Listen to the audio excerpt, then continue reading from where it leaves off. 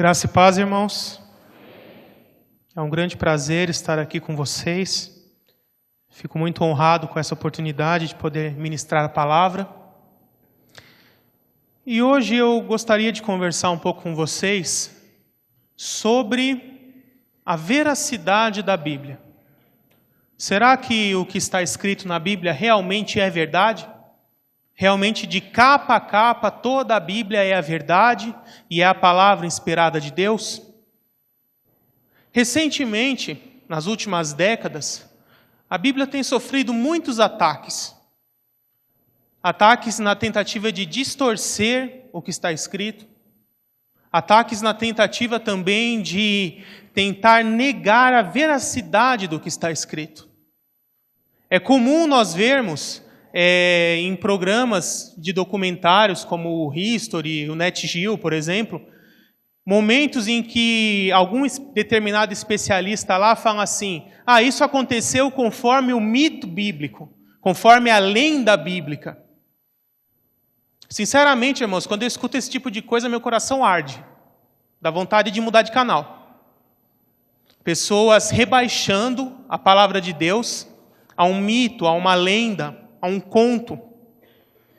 E a esse respeito, a Bíblia tem várias formas de se comprovar a sua veracidade.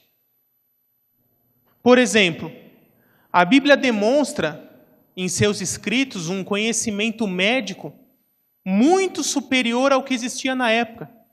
Se você pegar, por exemplo, trechos ali de Levíticos, que fala sobre a lei de Moisés, e as formas de se proceder para se ter uma higiene, uma ordem sanitária, demonstram ali alguém que já tinha o conhecimento de vírus, bactérias e micro-organismos, que só foram ser descobertos muitos séculos depois. Isso prova a inspiração de Deus, porque só Deus sabia que já existia vírus e bactéria naquela época, para dar uma instrução eficiente nesse sentido. Outro ponto também é o conhecimento científico que a Bíblia demonstra. Por exemplo, até um pouco menos de 500 anos atrás, todo mundo achava que a Terra era plana. Mas, se você depois pode pegar a sua Bíblia e ler lá em Isaías 40, versículo 22, a Bíblia diz que o Senhor se assenta acima da cúpula da terra, ou da abóboda da terra, dependendo da tradução. Então ali, Isaías é inspirado pelo Espírito Santo, mais ou menos em 700 a.C., já nos revelou que a terra era esférica. Uma abóboda, uma cúpula, é uma forma esférica. Então, poderíamos traduzir até na linguagem de hoje: o Senhor se assenta sobre a esfera da terra. Um conhecimento que há menos de 500 anos atrás o homem ainda não sabia, há quase 3.000 já tinha sido revelado na Bíblia. E tantas outras formas de revelar a inspiração e a validade da Bíblia. Entre elas, eu quero falar com vocês hoje sobre a profecia bíblica. Quem se interessou por esse assunto, dessas várias formas de se comprovar a veracidade e a inspiração da Bíblia, eu recomendo um livro chamado A Assinatura de Deus, de um teólogo chamado Grant R. Jeffrey. Ele fez esse livro com vários argumentos que comprovam a inspiração e a validade da Bíblia. Mas hoje eu quero me focar nas profecias bíblicas, profecias que já se cumpriram. O pessoal pode colocar o slide aí, por favor? Profecias bíblicas que já se cumpriram. Uma das grandes importâncias da profecia bíblica é que ela comprova a inspiração divina das Escrituras. Porque só Deus tinha condições de profetizar muitos séculos, às vezes milênios, antes do fato ocorrer, com precisa exatidão. E depois nós vemos na própria Bíblia isso se cumprindo em todos os detalhes, exatamente da forma como foi profetizado, e na maioria das vezes contra as probabilidades. Porque humanamente falando, vocês vão ver, conforme eu for explanando a seguir, o mais provável era o que não acontecesse daquele jeito. Mas, no devido tempo, aconteceu exatamente como foi profetizado. Vamos ver o que o apóstolo Pedro nos fala sobre a veracidade da profecia bíblica. A fonte está um pouquinho pequena, mas eu vou ler aqui junto com os irmãos. 2 Pedro 1, dos versículos 16 a 21, Pedro nos revela da seguinte forma: de fato, não seguimos fábulas engenhosamente inventadas, quando lhes falamos a respeito do poder e da vinda do nosso Senhor Jesus Cristo. Ao contrário, nós fomos testemunhas oculares da sua majestade. Então perceba que o apóstolo Pedro nos deixa bem claro que nós cristãos, ao seguirmos a Bíblia, não estamos seguindo lendas, não estamos seguindo fábulas, contos, elementos de ficção, mas que nós estamos seguindo o que foi registrado como fatos. E o próprio Pedro, junto com os demais apóstolos, se coloca como testemunha. E ele diz: eu mesmo fui testemunha ocular da glória do Senhor Jesus. E aqui ele faz uma referência lá a Mateus 17, onde Jesus sobe no monte com Pedro, João e Tiago, e ele se transfigura para a sua forma glorificada. E ali Elias e Moisés aparecem junto com ele. Então, o apóstolo Pedro está dizendo aqui: eu mesmo fui testemunha, eu vi o Cristo glorificado, eu vi os milagres, eu vi o poder de Deus, eu vi as profecias se cumprindo.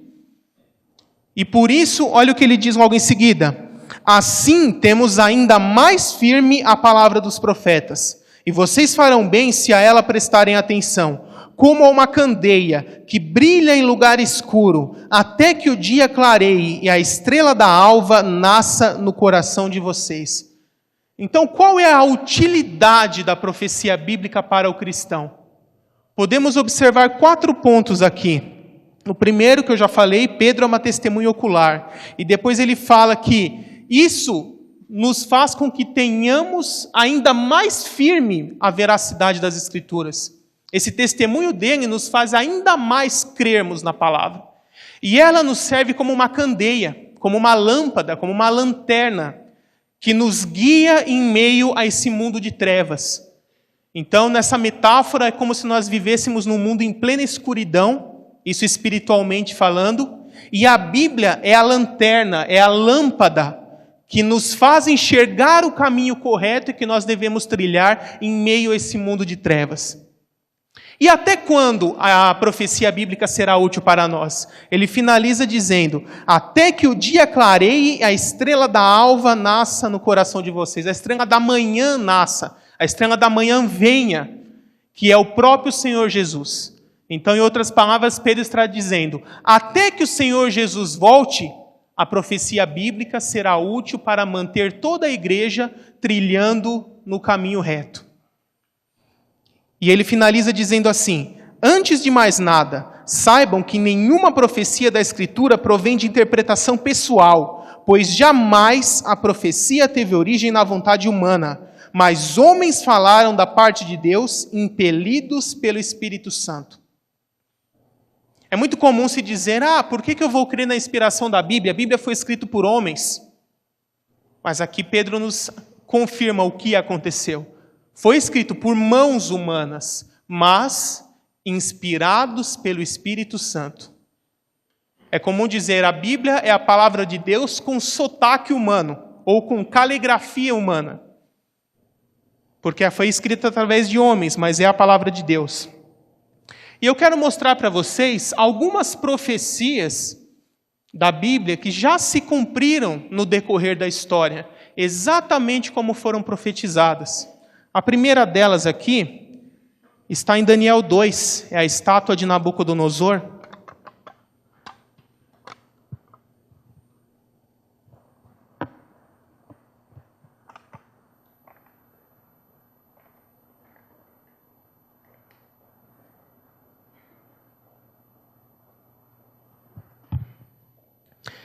Em Daniel 2, Nabucodonosor teve repetidas vezes um sonho, o rei Nabucodonosor da Babilônia, e ele não conseguia entender o que esse sonho significava. Então Deus revelou o sonho e a interpretação dele ao profeta Daniel. E Daniel foi à presença do rei para explicar o significado desse sonho. E ele viu ali uma grande estátua feita de vários metais, cabeça de ouro, peito e braços de prata, quadris de bronze, pernas de ferro e pés em parte de ferro e em parte de barro.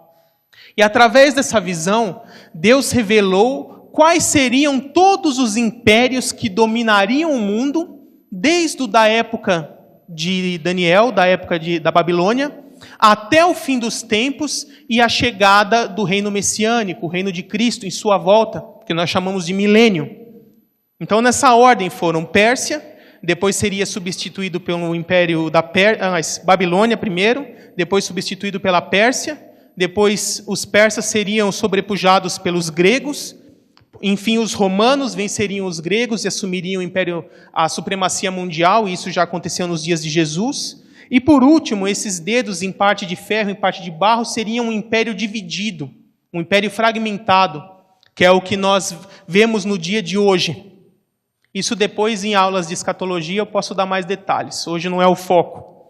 Mas o foco aqui é que Deus profetizou milênios antes, com exatidão, quais seriam todos os impérios que dominariam o mundo por um período de tempo, um após o outro. E isso se cumpriu exatamente como foi profetizado. E a parte final dessa profecia nos diz que então virá dos céus uma grande rocha que atingirá essa estátua e a destruirá completamente. E depois essa grande rocha crescerá e encherá toda a terra. E essa rocha é Cristo em sua volta, que destruirá todos os impérios de governo humano e estabelecerá o seu reino, o reino messiânico que se estenderá por toda a terra. Então perceba como essa profecia, todas as primeiras partes se cumpriram em cada detalhe, só falta essa última. Outro exemplo disso está lá em Isaías 44, sobre o rei Ciro. Isso aí é uma gravura do rei Ciro, que foi rei do Império Persa. E olha que interessante, mais de 150 anos antes desse rei Ciro nascer, a Bíblia lá em Isaías já o chama pelo nome e profetiza que seria ele que iria autorizar o povo judeu a retornar do cativeiro babilônico, isso antes do povo judeu ser levado cativo. E seria ele que iria autorizar a reconstrução de Jerusalém. E isso também profetizado antes de Jerusalém ter sido destruída. Olha como o texto nos diz, Isaías 44, verso 24 até o 45, verso 1. Assim diz o Senhor, o seu Redentor, que o formou no ventre: eu sou o Senhor que fiz todas as coisas, que diz acerca de Jerusalém: ela será habitada, e das cidades de Judá, elas serão construídas, e de suas ruínas eu as restaurarei. Que diz acerca de Ciro: ele é meu pastor, e realizará tudo o que me agrada. Ele dirá acerca de Jerusalém: seja reconstruída, e do templo sejam lançados os seus alicerces. Assim diz o Senhor a seu ungido, a Ciro.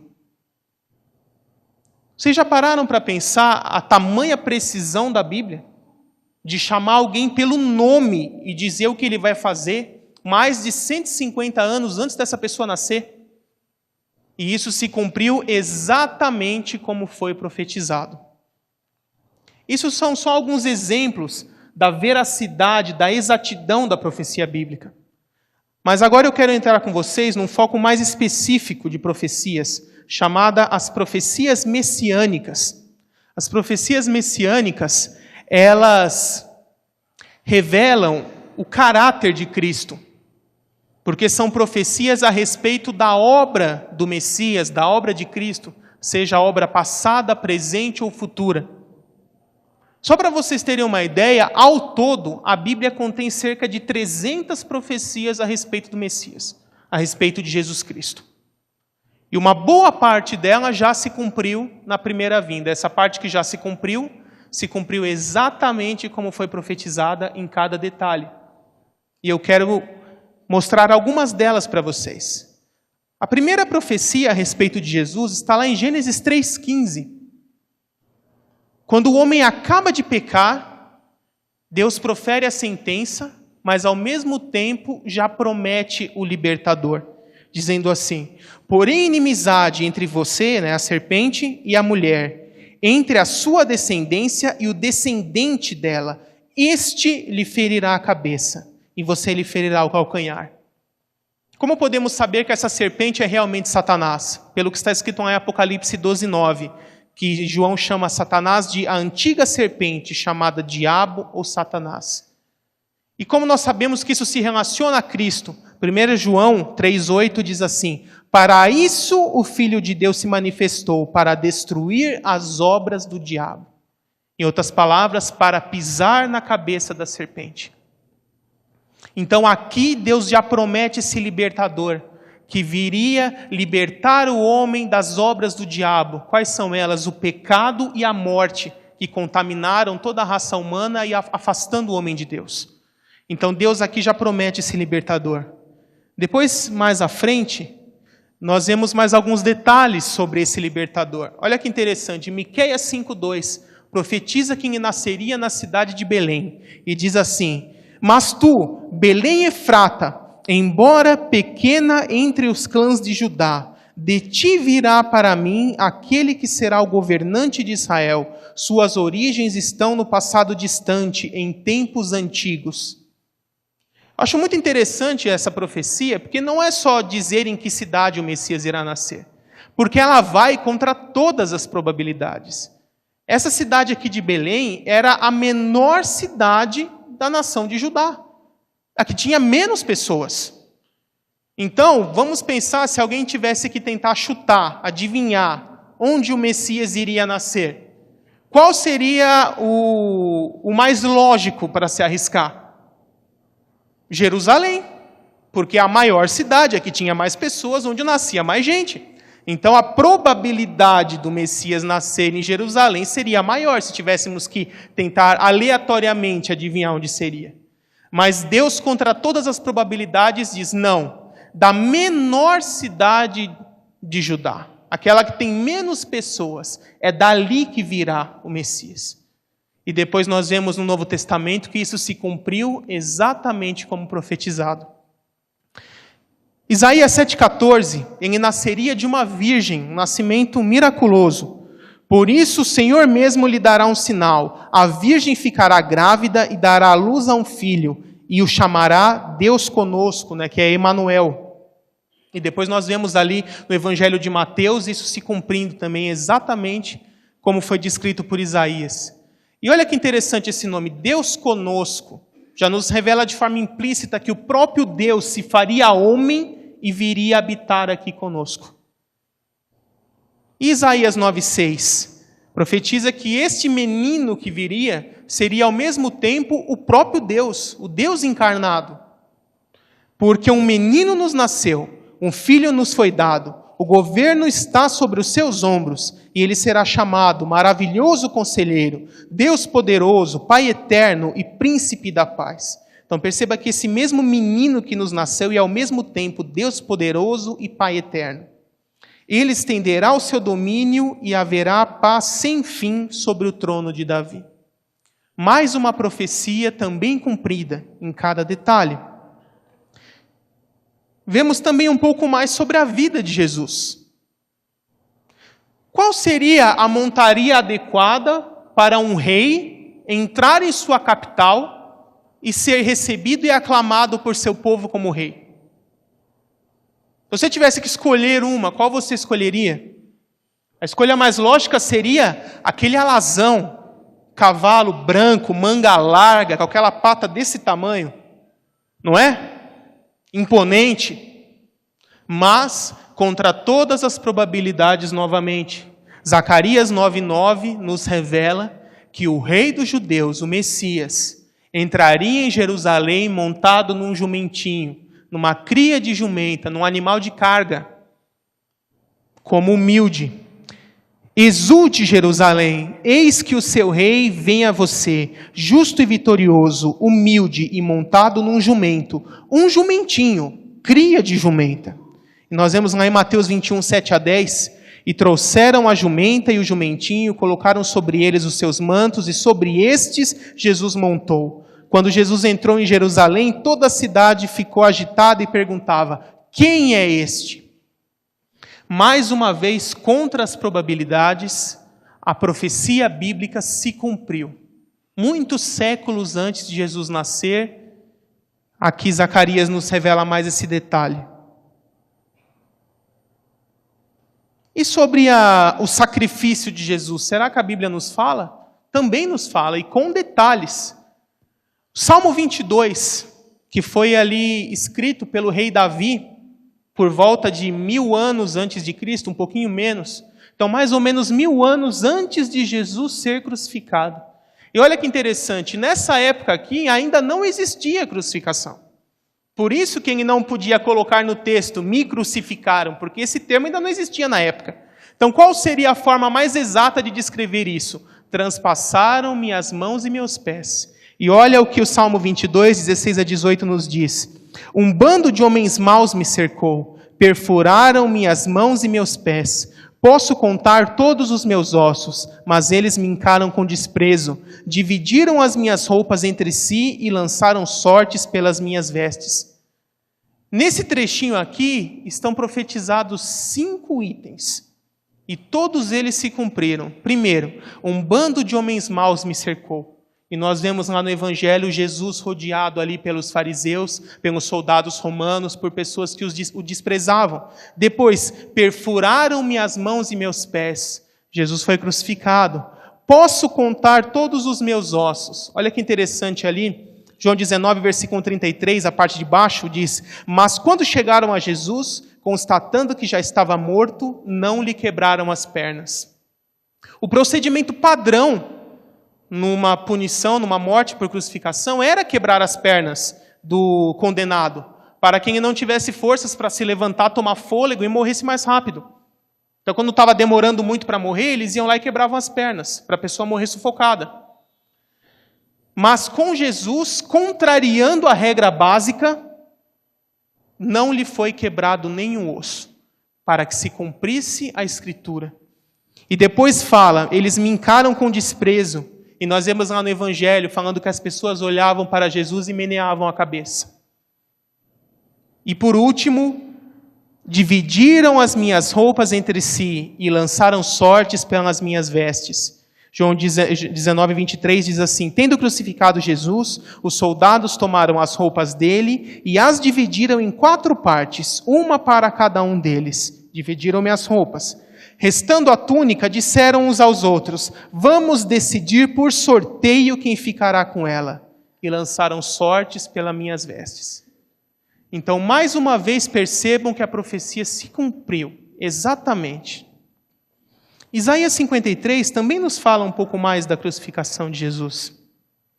Isaías 53, versículos 5 e também 7 e 8 diz assim: Ele foi transpassado por causa das nossas transgressões, foi esmagado por causa das nossas iniquidades. Ele foi oprimido e afligido, contudo não abriu a sua boca. Como um cordeiro foi levado para o matadouro, e como uma ovelha que diante de seus tosqueadores fica calada, ele não abriu a boca. E nós vemos lá em Mateus 26, e dizendo assim: Então o sumo sacerdote levantou-se e disse a Jesus: Você não vai responder à acusação que esses lhe fazem? Mas Jesus permaneceu em silêncio. Então, mais uma vez ali, a profecia se cumprindo, o Messias sofrendo calado, como uma ovelha muda. É muito interessante essa comparação com a ovelha, né? Porque quem tem um convívio mais rural, né, já teve essa experiência de ver como a ovelha morre quando é sacrificada. É uma coisa assim, chega a ser antinatural, porque ela não dá um pio. Simplesmente ali quem vai abatê-la segura, corta o pescoço e ela não faz nada. Ela dá uma tremidinha assim, não dá um pio, até que ela perde a consciência e morre. Completamente diferente de um porco, por exemplo, quando vai ser morto. Ele esperneia, chora, pula, grita, sobe na parede se deixar. Mas a ovelha não. E é por isso que Deus pegou o exemplo da ovelha para mostrar como o Messias sofreria. E sobre a morte dele, será que a Bíblia nos fala? O Messias seria morto, Isaías 53, 8, também Daniel 9, 26. Primeiro Isaías 53:8 diz assim: pois ele foi eliminado da terra dos viventes, foi-lhe dado um túmulo com os ímpios, e olha o detalhe, e com os ricos em sua morte. Então ele não iria simplesmente só morrer, a Bíblia dá mais uns detalhes. Seria sepultado junto com os ricos, na presença de ricos, num túmulo usado por pessoas ricas. E ali depois nós vemos em Mateus 27, dizendo assim: um homem rico de Arimateia, chamado José, tomou o corpo, envolveu no lençol limpo de linho e o colocou num sepulcro novo, que ele havia mandado cavar na rocha, e fazendo rolar uma grande pedra sobre a entrada do sepulcro, retirou-se. E Daniel 9:26 nos dá um detalhe extra, porque ele fala quando o Messias seria morto, não só que seria morto. Diz assim: depois das 62 semanas, que são de anos essas semanas, o ungido será morto e não haverá lugar para ele. Isso aqui, eu explico um pouco melhor no capítulo 3 do meu livro. São assim, a partir da ordem de quando foi mandada restaurar a cidade de Jerusalém, que foi dada pelo rei Artaxerxes, bastaria se contar 483 anos, e seria o momento em que o Messias seria morto. E isso também se cumpriu exatamente. Se você pegar lá de quando a ordem foi dada, 444 a.C., abril de 444, e contar 69 semanas de anos proféticos, dá exatamente abril de 33 depois de Cristo, que é o momento em que Jesus foi morto. Essa profecia é uma das mais importantes porque ela não revela só o evento, ela dá uma data. E a profecia se cumpre exatamente no prazo em que foi estipulada. E sobre a ressurreição, será que a Bíblia nos fala alguma coisa? Isaías 53:11 e o Salmo 16:10 dizem assim, primeiro Isaías: bendirei ao Senhor, porque... Não, esse aqui é o Salmo 16:10. Bendirei ao Senhor, porque tu não me abandonarás no sepulcro, nem permitirás que o teu santo sofra decomposição. E é interessante que o apóstolo Pedro, lá em Atos 2, usa esse versículo como referência para dizer que o rei Davi já tinha profetizado que o Messias iria ressuscitar. Então o próprio apóstolo Pedro, lá em Atos 2, confirma que esse versículo é uma profecia da ressurreição do Messias. Isaías 53 diz assim: depois do sofrimento de sua alma, lembre que no versículo 8 anterior dizia que seria morto. Depois do sofrimento de sua alma, ele verá a luz e ficará satisfeito. Pelo seu conhecimento, meu servo justificará a muitos e levará as iniquidades deles.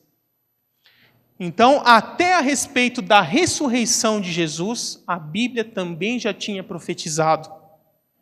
E por último, a ascensão de Jesus. Será que também foi profetizado? Sim.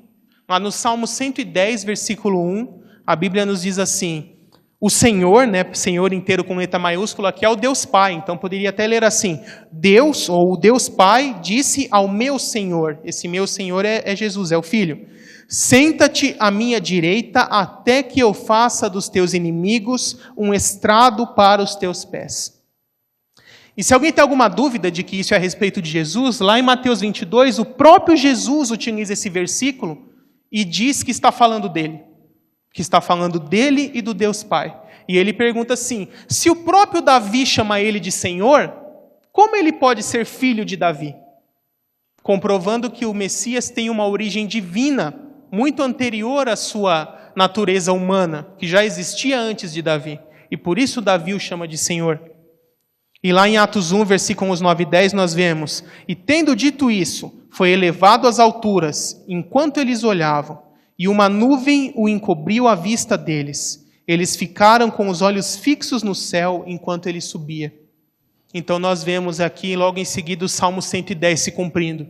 Jesus chega aos céus, se assenta à destra do Pai, e está lá intercedendo por nós, sendo o sumo sacerdote da nova aliança, e aguardando o momento certo de voltar a esse mundo para consumar e estabelecer o seu reino nesse mundo. E qual a conclusão disso? Pode passar, é isso. Todas essas profecias e muitas outras se cumpriram exatamente como foram profetizadas, em cada detalhe e muitas vezes contra as probabilidades. Isso nos dá a certeza de que as profecias que falam da volta de Cristo também se cumprirão da mesma forma como as da primeira vinda se cumpriram. Então, para que serve todo esse conhecimento de ver tantas profecias bíblicas que já se cumpriram? Observar que todas elas se cumpriram, em cada detalhe, nos dá a certeza de que as profecias ainda não cumpridas também se cumprirão em cada detalhe, exatamente como foram profetizadas. Então isso nos dá a certeza de que Jesus vai voltar, isso nos dá a certeza de que Ele vai dominar o mundo, estabelecer o seu reino, julgar os ímpios, que os santos ressuscitarão e que nós teremos a vida eterna em Cristo. Amém? E essa mesma palavra nos profetiza a respeito do retorno do Senhor. E nos diz assim: a Bíblia nos profetiza que Cristo voltará para julgar o mundo e estabelecer o seu reino. 1 Atos 1,11 diz assim: este mesmo Jesus, que dentre vocês foi elevado aos céus, voltará da mesma forma como o viram subir. E Apocalipse 22, versículos 7 e 12 a 15 diz assim: eis que venho em breve. Feliz é aquele que guarda as palavras da profecia deste livro. Eis que venho em breve. A minha recompensa está comigo. Eu retribuirei a cada um de acordo com o que fez. Felizes os que lavam suas vestes e assim têm direito à árvore da vida e podem entrar na cidade pelas portas. Fora ficam os cães, os que praticam feitiçaria, os que cometem imoralidades sexuais, os assassinos, os idólatras e todos os que amam e praticam a mentira. Então, depois de tudo isso, nós temos a certeza de que Jesus irá voltar, julgar o mundo e estabelecer o seu reino. E uma pergunta que eu quero fazer para todos nós aqui nessa manhã. Pode passar o próximo. Você está pronto para a volta de Cristo? Se o Senhor Jesus voltasse agora, nesse momento, se você ficasse sabendo que o Senhor Jesus voltaria daqui a poucas horas, como seria a sua vida? Você faria algo de diferente? Você mudaria algo em sua conduta, em seu procedimento? Se a resposta é sim, então isso precisa ser mudado agora. Isso precisa ser mudado hoje. Porque nós temos que viver na expectativa do retorno do Senhor. Temos que viver preparados para a sua vinda e amando a sua vinda. 1 Tessalonicenses 4, depois de descrever o arrebatamento, diz assim: consolem uns aos outros com essa palavra. Saber que Jesus irá voltar para o crente, para o salvo, para quem que nasceu de novo, recebeu o Espírito Santo como o selo, como o penhor da vida eterna, é motivo de alegria. Mas cada um aqui tem certeza da sua salvação? Nós, como batistas, cremos na perseverança dos santos, de que quem é verdadeiramente salvo, aquele que nasceu de novo, recebeu o Espírito Santo, foi regenerado, esse está verdadeiramente salvo e Deus o sustenta para que ele não caia de forma permanente. Mas a questão é, você já entregou a sua vida para Jesus de verdade? De todo o coração? Jeremias 29 nos diz assim, Deus falando: eu sei que pensamentos tenho a respeito de vocês, pensamentos de paz e não de mal, para dar o fim que vocês desejam. Então passareis a orar a mim, a invocar o meu nome, e eu os ouvirei. Vocês vão me buscar e vão me encontrar quando me buscarem de todo o coração. Você busca o Senhor de todo o coração? Você realmente entregou sua vida a Ele? Você tem certeza da sua salvação? Porque se ainda não tem, esse é o momento. Esse é o momento de entregar a sua vida a Jesus. Romanos 10, versículos 9 e 10 diz: se com os seus lábios você confessar e com o seu coração crer que Jesus é o Filho de Deus que ressuscitou dentre os mortos, você será salvo. Pois com a sua boca se confessa e com o coração crê para a salvação. Amém? Alguém nesse lugar hoje gostaria de entregar a sua vida a Jesus, de fazer uma oração entregando a sua vida para Jesus, de reconhecer o senhorio de Jesus em sua vida, de realmente se entregar a Cristo de todo o coração e ter essa certeza, essa convicção, essa esperança da salvação em Cristo? Se alguém aqui em nosso meio tem esse desejo, levante a sua mão. Nós queremos orar com você. Amém? Fique de pé, você que levantou a mão. Mais alguém? Joel 3, versículo 14, diz assim: multidões, multidões no vale da decisão, porque o dia do Senhor está próximo. O dia do Senhor está próximo, irmãos. E hoje é o vale da decisão. Hoje é o momento da sua decisão. Entregue a sua vida a Cristo. Amém? Mais alguém? Mais alguém quer entregar a sua vida a Jesus? Amém. Todos os que ficaram de pé, venham aqui na frente. Nós queremos orar por vocês. Os pastores, por favor, me auxiliem aqui. Vamos orar junto com esses irmãos. Glória a Deus.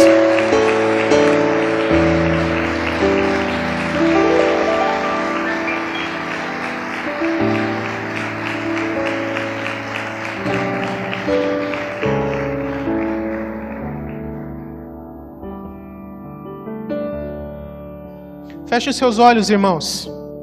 A igreja interceda por esses irmãos. E os irmãos que estão aqui na frente, repitam essa oração comigo. Fala: Senhor Jesus, eu creio em Ti. Eu creio que o Senhor é o Filho de Deus, que veio a este mundo para morrer pelo perdão dos meus pecados, mas ressuscitou, está à destra do Pai. Senhor Jesus, eu entrego minha vida a Ti, totalmente, 100%, em cada área da minha vida. Escreve o meu nome no livro da vida, Senhor. Perdoa os meus pecados.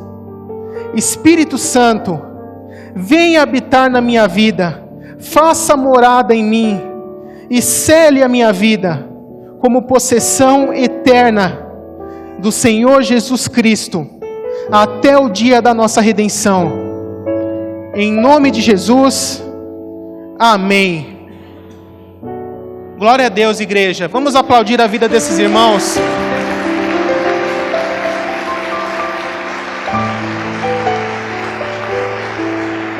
Os irmãos podem pegar aqui o material que a igreja vai entregar para vocês. Se tiverem qualquer dúvida, qualquer necessidade, procurem os pastores, procurem os irmãos. A igreja está aqui para auxiliar vocês em tudo que vocês precisarem. Amém? Eu fico muito feliz por todos vocês. Essa foi a decisão mais importante da vida de vocês, que vocês tomaram hoje. A Bíblia nos revela que cada vez que um se arrepende, existe festa no céu. Tenham essa certeza que nesse momento o céu está em festa, está jubilando pela alma de cada um de vocês que recebeu a salvação em Cristo. Glória a Deus. Podem retornar aos seus lugares.